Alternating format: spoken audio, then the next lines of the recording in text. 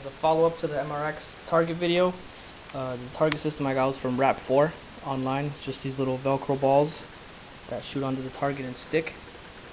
They're about the same size as a paintball, a little bit smaller, so making little shots at it.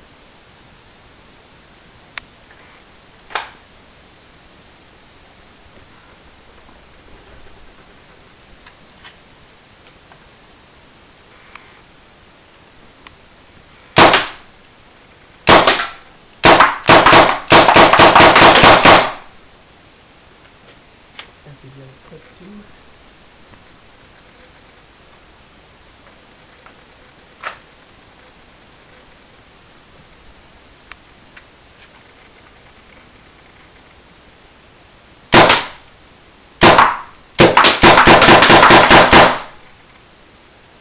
So yeah, it's a pretty fun system. When you're bored and it's rainy outside, you just shoot inside. So it's not bad.